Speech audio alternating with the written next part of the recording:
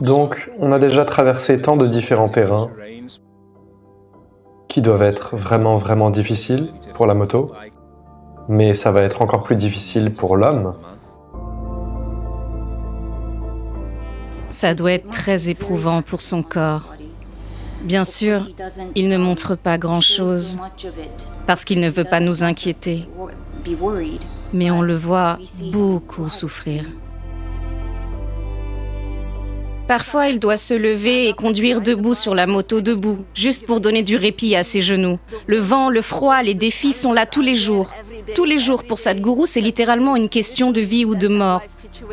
D'être sur la moto, de se battre contre le vent. Hier, en arrivant à Sofia, les vents étaient vraiment dingues. Et la quantité d'efforts qu'il a fallu pour simplement garder la moto en équilibre et sur la route. Il a neigé ce matin et Sadhguru a conduit la moto dans la neige. Les pneus se sont usés. Je crois que nous roulions entre la Suisse et Paris, et il y avait des rafales de vent autour de 60 km/h, la pluie tombait, la visibilité n'était que de 15 à 20 mètres.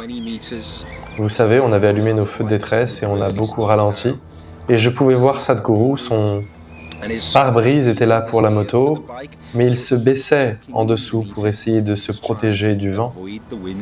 C'était la seule fois où je l'ai vu dans un tel état de vulnérabilité.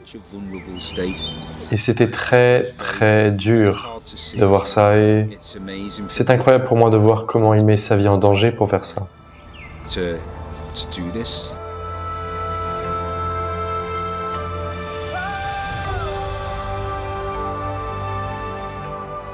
Il ne fait vraiment pas ça pour lui. Il le fait pour nous, pour ceux dont nous avons besoin et pour les générations futures. C'est juste incroyable de voir Sadhguru lutter autant chaque jour. Mais on a l'impression, vous savez, qu'il est si dynamique. Il nous bat tous, vous savez. C'est une expérience extraordinaire. C'est comme une sadhana et en même temps, c'est un privilège, une joie et un honneur.